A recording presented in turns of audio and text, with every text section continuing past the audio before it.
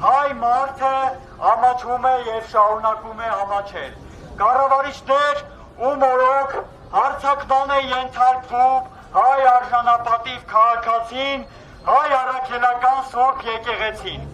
Կառավարիչներ ու մորոք իրեն կարող է հանգիստ զգալ միայն այն մարդը, ով պատրաստ է թուրքերի հետ հաշտ ու համերաշխ ապրել, ով պատրաստ է իր իրավունքները զիջել հանուն մեր թշնամիների իրավունքների։ Հաստող 8 տարիների ընթացքում մենք պայքարել ենք և հիմա էլ շարունակում ենք մեր պայքարը այս տրքահապատակ իշխանությունների իրենց վարած քաղաքականության դեմ և հայ ժողովրդի արժանապատիվ իրավունքներից իրակցման համար։ Ամենաբարձր մակարդակով մեր թշնամիների կառավարիչների չնչում են գալիք հունիսի 7-ի ընտրություններին ներկա կառավարիչների մասին պաշտպանող հայտարարություններ։ Ալիևի գրպանի բլոգերները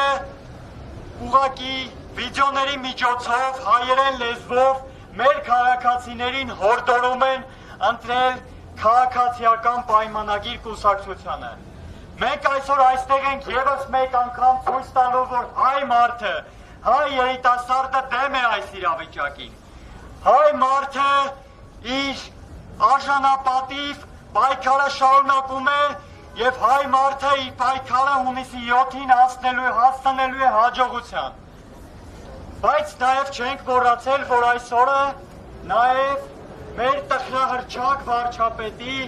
ծննդյան օրն է և այսօր չէինք կարող այստեղ գալ դատարկ ձեռքով։ Մենք այսօր մեր հետ բերել ենք թուրքական ֆեզեր, որպեսզի փոխանցենք որպես նվեր ներկա կառավարիչներին։ Եվ բեսի խորհրդանիշը հետևյալն է, որպեսզի հունիսի 8-ից հետո նրանք կարողանան այդ գլխարկները պատվով կրել և գնեն իրենց իրական բարեկամների մոտ։ Նրանց իրական բարեկամներն են Ադրբեջանը, Թուրքիան, Էրդողանը և Ալիևը։ Վստահ ենք հունիսի 8-ից հետո նրանց այնտեղ գրկաբաց սպասելու են։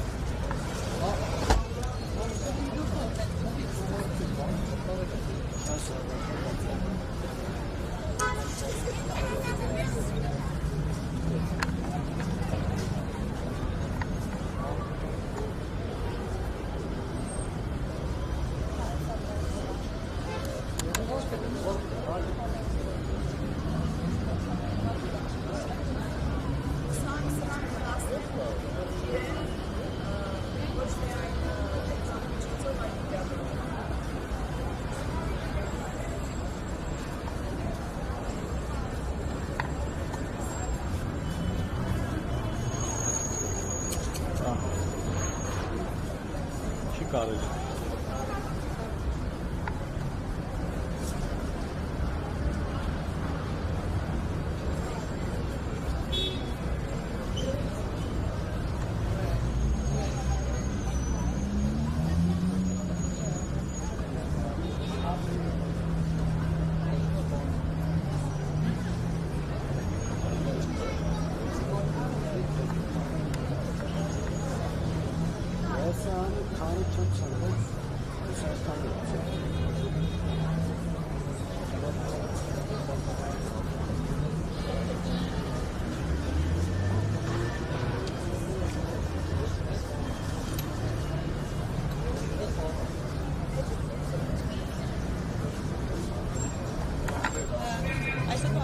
իրականում մի քանի նպատակ ուներ,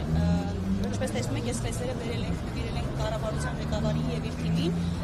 նաեւ առաջարկում ենք, որ քարոզարշավի ընթացքում օգտագործեն, որովհետեւ հայ հասարակությունը պիտի իմանա, թե ում է ընտրում։ պրոթուրքականությունը, որը դրսևորվում է իշխանության գործունեության մեջ, ժողովրդի կողմից ընդունելի չէ։ Մի քանի անգամ իշխանությունը փորձեր արեց այդ կեղծ բարեկամական թեզերը առաջ բերելու, բայց հասկացավ, որ ժողովրդի կողմից իրականում դիմադրություն կա եւ հայ-թուրքական ճակերտյալ բարեկամությունը դեռ շատ հեռու է։ Դրա համար առնվազն որոշակի գործընթացներ կան, որ պիտի արվեն։ Դրա լավագույն օրինակներից մեկը սահմանադրության փոփոխությունն էր, որը խոստացվել էր, որ մինչև մարտ ամիսը պետք է հրապարակվի, դե մեզ հայտնի է, չէ, առնվազն որ որոշակի կետեր, այդ թվում նաև պահանջատիրություն, որը շատ ուղիղ կերպով վերաբերվում է Թուրքիային, սահմանադրության մեջ ուղղակի դրանց մասին չի խոսվում եւ այդ կետերը հանված են ամբողջությամբ, նաև անկախության հռչակագրի մասն են հանված, իսկ մեր ժողովուրդը այդ օրակարգի հետ հաշ չի։ Պարզապես այս իշխանությունները կարողանում են լավ մանիպուլացնել ու ստել եւ կարծում եմ, որ հիմա շատ ավելի ժողովրդին ավելի տեսանելի է այն, ինչ կատարվում է եւ նաև այս քարոզ արշավի ընթացքում բավականին շատ բաներ ակնհայտ են էլի դառնում այդ մասով։ Առաջարկում ենք այս ֆեյսերը անպայման կրեն, վերջին կառավարության նիստին է թող կրեն, որ իրենց բարեկամներին եւս մեկ անգամ հաճոյանան, ինչը իրենք շատ սիրում են անել, էլի, օրինակ լավագույն դեպքը ցեղասպանության թանգարանի տնօրենի աշխատանքից հեռացումն է, որը մեծ հավանականությամբ իրենցից ոչ մեկ չէր պահանջել, բայց ոնց ասեմ, ուղղակի հաճոյանալու համար փորձեցին դա անել եւ արեցին իրականում, ինչպես նաեւ այստեղ կտեսնեք, որ Ալիևի գիրքը գրկած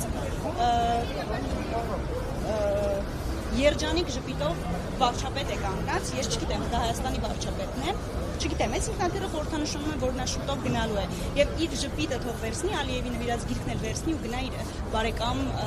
Ալիևի եւ Էրդողանի մոտ։ Եվ նաև ոնց որ մաղթում ենք հաջորդ ծնունդի համար անպայման հոգեկան առողջություն, որ Հայաստանի փողոցներում քաղաքացիներին չքաշքշի, օգտվելով իր դիրքից եւ այն ռեսուրսից, որը իր դիրքում կանգնած է, եւ նաև մենք պատկան մարմիններին կոչ ենք անում, հիշել, որ Նիկոլից հետո կյանք կա եւ կարիք չկա էլի այդքան անձնվիրաբար օրենքը խախտելու, որովհետեւ Նիկոլը բանսողիկ է, իսկ իրենք դեռ պիտի ծառայեն այս պետությանը եւ ուզում ենք դա մեկ անգամ եւս հիշեցնել, որ իրենք ծառայում են պետությանը, Հայաստանին, այլ ոչ թե մեկ անձին։ Եվ նաև տիկինը, որ իր հետևում ծավ տալով եւ ուրախանալով այո ընդուններ էր անում եւ տիկնոջը քաշքշում էին, կարելի է մի փոքր կանացի սոլիդարություն ունենալ, եթե դուրս գանք անգամային հանգամանքից, որ պետական պաշտոն զբաղեցնող անձ է եւ այդ նույն ժողովրդի շահերն է սպասարկում, ովքեր իրենց գուցե եւ հավատացել են եւ մեկ եւ երկու անգամ քվե են տվել։ Այս անգամ չեն տալու, որովհետեւ արդեն շատ ավելի հասկանալի է, թե ում հետ գործ ունեն։ Մանիպուլյացիաները այս անգամ չեն անցնելու։ Տեսանելի է այն քաղաքականությունը, որը իրականացնում է։ Վերջին օրերին նաև հայտարարում են նոր տարածքների հանձնման մասին արդեն Հայաստանից, լավ Արցախում ասող տարիներ շարունակ մանիպուլացրել էիք, մի ձև կերակրեցիք մարդկանց, լրեցիք 250,000 եւ ավել ժողովրդի տեղահանում էին իրենց տներից։ Հիմա ինչ եք անելու Հայաստանի մասին ինչ արդարացումներ եք բերելու։ Իրենք մոռացել են իրենց ապարտ քաղաքացու անձնագրերը, մենք չենք մոռացել։ Հայաստան-Արցախ քարտեզով անձնագրեր էիք հրապարակում, բայց հիմա ինչ եղավ, ինչ փոխվեց, ինքնահայեցվել է, կարող մի հատ էլ ինքնահայեցվեք, Հայաստանից ոչ մի բան չմնա, կամ Երևանը մնա, կամ միայն կառավարության շենքը մնա։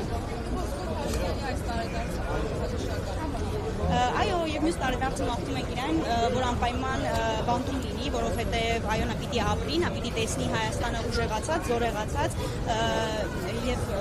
ուրեմն այդ իր նպատակը, հա, թուրքացնելու եւ բոլորին զոհելու, տենց էր, չէ՞, ասում ինչի չեք զոհվել։ Այո, չենք զոհվել, ապրելու ենք, շարունակելու ենք ապրել եւ ուժեղացնելու ենք այս Հայաստանը, որը հունիսի 7-ից հետո լինելու է առանց Նիկոլի։